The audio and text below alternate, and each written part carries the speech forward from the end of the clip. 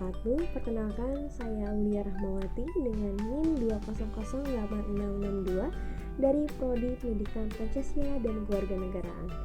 Nah, pada hari ini saya akan memberikan materi mengenai negara hukum dan juga administrasi negara. Selamat menyaksikan.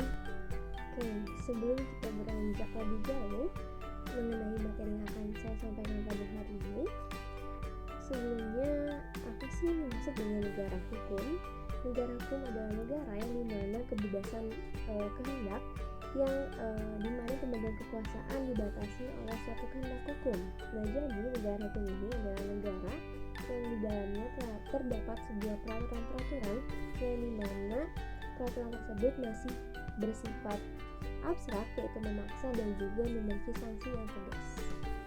Dan selain itu juga dalam negara hukum ini terdapat unsur-unsurnya. Yang pertama ada perlindungan hak asasi manusia, lalu yang kedua ada pemisahan atau pembagian kekuasaan untuk menjamin hak-hak itu, dan yang ketiga ada pemerintahan berdasarkan peraturan perundang-undangan, dan yang terakhir ada peradilan administrasi dalam perselisihan. Nah, untuk lebih lanjutnya kita bisa melihat pada slide ini akan ada berbagai materi atau penjelasan yang akan saya sampaikan.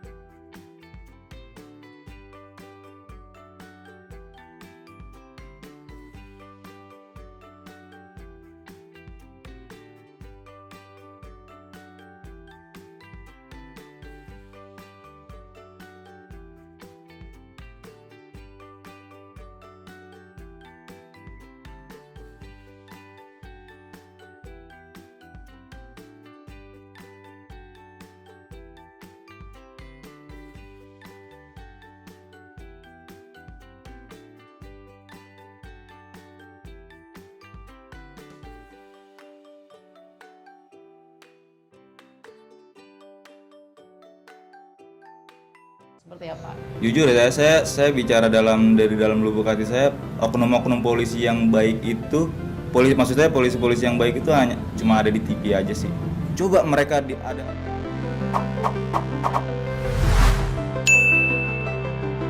Berdasarkan Undang-Undang Dasar 1945, Indonesia termasuk negara hukum. Maksudnya bahwa segala sesuatu permasalahan di Indonesia dapat diselesaikan dengan jalur hukum. Hal itu seperti yang tercantum dalam Undang-Undang Dasar 1945 Pasal 28D ayat 1 yang bunyinya, setiap orang berhak atas pengakuan, jaminan perlindungan, dan kepastian hukum yang adil serta perlakuan yang sama di hadapan hukum. Nah, maka dari itu, berarti hukum harus ditegakkan secara adil bagi seluruh rakyat Indonesia. Jangan sampai seperti yang banyak terjadi sekarang, hukum terasa tajam ke bawah, tapi tumpul ke atas. Apa itu maksudnya? Istilah tersebut muncul ketika mulai banyaknya pengenaan vonis hukuman yang dirasa nggak adil antara kaum kasta bawah dengan kaum kasta atas. Nah, jadi maksudnya hukum tajam ke bawah, tumpul ke atas itu kalau masyarakat biasa-biasa, apalagi orang miskin yang melanggar hukum, meskipun nggak fatal-fatal banget, dia bakal dikasih hukuman yang benar-benar sesuai undang-undang tanpa ada belas kasihan. Ya, kalau perlakuan gini juga diberlakukan terhadap orang kaya, apalagi pejabat sih no problem ya.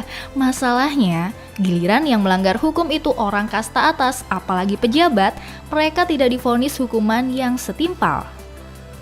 Mungkin karena orang-orang kaya atau pejabat itu bisa bayar ahli hukum alias pengacara kali ya. Jadi bisa minta dibela dengan bayaran banyak agar bagaimanapun caranya mereka bisa lolos dari hukuman atau dapat hukuman yang ringan. Kalau kayak gini, gimana nasib orang miskin yang nggak bisa bayar pengacara mahal? Terus kalau dipikir-pikir, semua putusan hukum ada di tangan penegak hukum kan guys? Jadi yang kurang tepat itu salahnya orang miskin yang gak bisa membela dirinya, atau penegak hukum yang mudah dipengaruhi pelaku kriminal atau kejahatan yang kaya dalam membela dirinya. Gimana menurutmu guys? Kalau kita ngikutin kabar berita, pasti bisa nemuin banyak kasus hukum yang menunjukkan hukum itu tajam ke bawah tapi tumpul ke atas. Sebut saja kasus pencurian 3 biji kakao yang nilainya tidak lebih dari Rp10.000 oleh nenek Minah yang kemudian divonis 1,5 bulan. Kasus pencurian semangka, kasus pencurian pisang, dan kasus pencurian sandal jepit oleh Aal. Kasus-kasus ini menggambarkan betapa bobroknya penegakan hukum bangsa kita. Banyak kasus korupsi yang sangat merugikan negara kita terlepas dari jeratan hukum. Mendapat hukuman ringan, bahkan para terpidana kasus korupsi mendapat fasilitas-fasilitas yang mewah di penjara. Nah, yang masih hangat nih, berita tentang korban salah tangkap yaitu 4 orang pengamen. Menurut beritanya sih, mereka ini dituduh melakukan pembunuhan terhadap korban yang ditemukan tewas di bawah jembatan Cipulir. Mereka dipaksa mengaku bahwa merekalah yang membunuh korban, kemudian ditahan hingga 3 tahun dan mendapatkan perlakuan kasar dari pihak kepolisian selama itu. Hingga pada akhirnya dibantu oleh lembaga bantuan hukum dan ternyata mereka tidak bersalah. Karena perlakuan dipaksa mengaku dan diperlakukan kasar di penjara, mereka mengajukan ganti rugi ke pengadilan. Namun sayangnya guys, gugatan mereka tidak dipenuhi. Katanya sih, gugatannya udah kadaluarsa. Pengajuan gugatan ini masih berlanjut sih, karena tetap ada pembelaan dari kuasa hukum pengamen tersebut dengan dasar pasal yang sama. Di satu sisi, gugatannya dinilai kadaluarsa karena menurut undang-undang maksimal diajukan 3 bulan setelah putusan atau vonis bersalah dan ternyata diajukan setelah 3 tahun. Di sisi lain, dengan penafsiran berbeda, undang-undang yang dimaksud ada kata atau 3 bulan setelah putusan vonis bersalah atau setelah salinan putusan vonis tidak bersalah yang baru terbit Maret 2019 lalu, yang kalau dihitung sampai pengajuan gugatan belum sampai 3 bulan. Wah, yang bener yang mana ya guys? Hayo, para ahli hukum wajib komen nih. Tapi yang dimaksud ahli hukum yang gimana dulu nih? Mungkin bisa dikatakan setiap orang yang jebolan pendidikan hukum bisa dikatakan ahli hukum ya, apalagi yang sudah berprofesi menggunakan gelar hukumnya. Tapi bukankah kalau jadi ahli hukum juga harus punya sikap hukum yang baik? Nah, kalau melihat gugatan ganti rugi dari para pengamen tadi, gimana nih guys?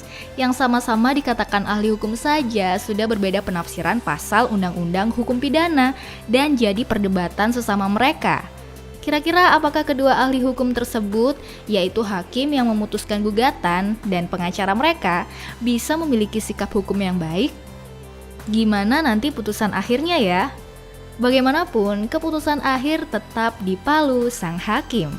Oke, tanpa mengkritik atau menyalahkan siapapun, gimana opini kalian nih guys? Tulis di kolom komentar ya.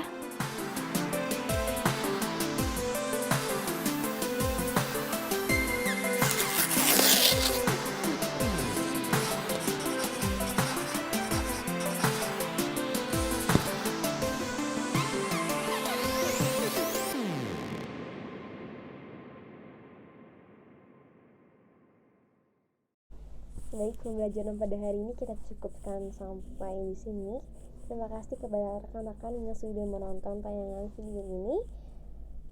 Semoga tayangan video ini bermanfaat bagi kita semua. Terima kasih. Wassalamualaikum warahmatullahi wabarakatuh.